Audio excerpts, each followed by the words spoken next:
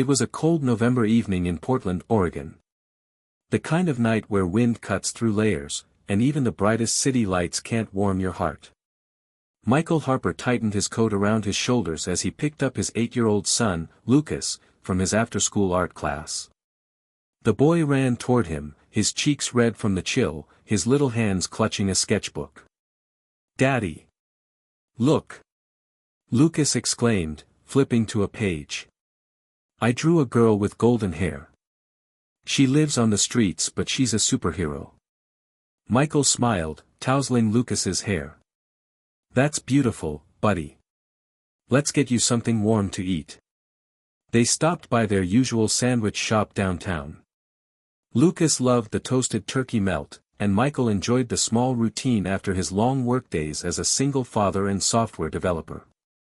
His life had become a careful balance of fatherhood and healing ever since his wife, Emily, passed away 3 years ago in a car accident.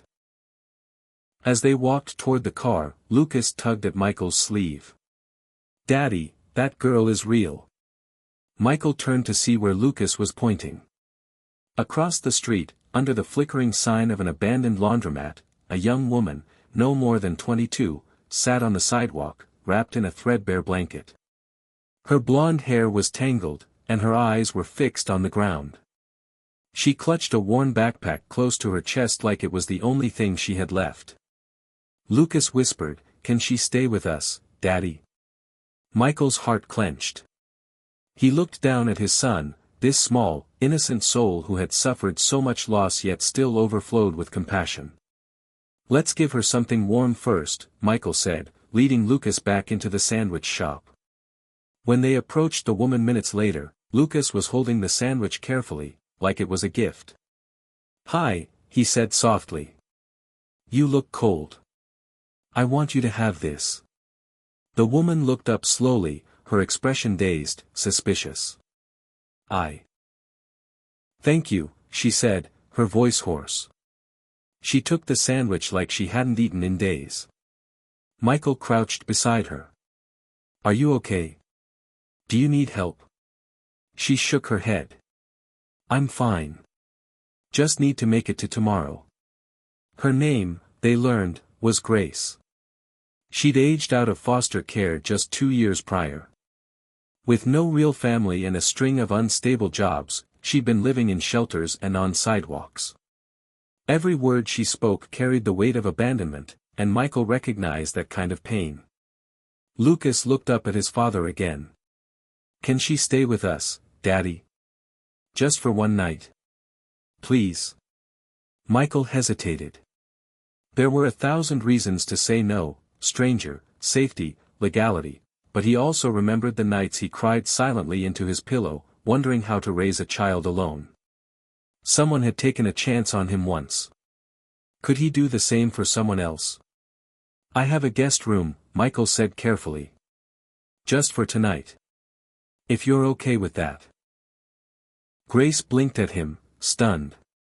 "You don't even know me." "I don't need to," Michael replied. "But I know kindness can change a life. Come on. It's too cold out here."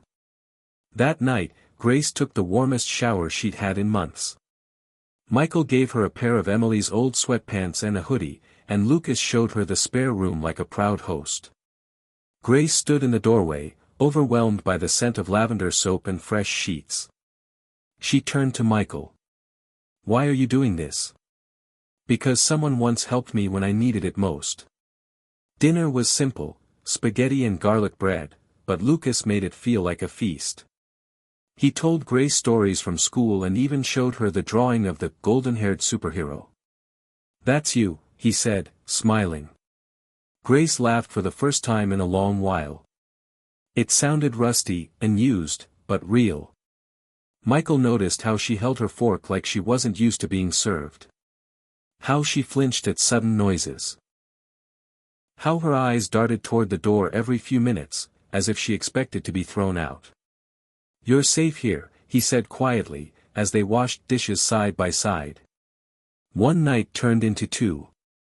Two turned into a week. Grace helped around the house. She folded laundry, made Lucas breakfast, and even helped him with his reading. She was sharp, gentle, and kind. Lucas adored her. But Michael remained cautious. He didn't ask too many questions. He didn't want to pry into her scars until she was ready. One evening, as they decorated the Christmas tree together, Lucas placed a star at the top and said, "I think Grace should be with us always. She's like family now." Michael glanced at Grace. Her eyes shimmered, but she turned away quickly. That night, Grace packed her bag. When Michael found her at the door, she said, "This isn't my place. I don't want to cause problems." "You're not," he insisted. "I can't stay forever. I need to stand on my own." Michael nodded. "Then let us help you get there." He called in a favor from a friend who ran a local community outreach center. Grace started working part-time, helping young women in similar situations. She was a natural, a quiet leader, grounded in empathy. Soon, she enrolled in a GED program and passed with flying colors. Months passed, and she still lived with them, no longer a guest, but part of the rhythm of their lives. She braided Lucas's hair for Crazy Hair Day. She brought home cupcakes after her shift. She sang softly while doing the dishes. Then came the scholarship letter. Grace had applied to a social work program at Portland State University. And she got in. Michael found her sitting quietly on the porch that evening, the letter open in her lap, tears rolling down her cheeks. "I didn't think I'd make it here," she whispered. "You made it because you're stronger than your past," he said. "You belong to a future you're building." She turned to him. "I couldn't have done it without you and Lucas." He smiled. "You gave us just as much." 3 years later, Grace walked across the graduation stage in a navy blue gown.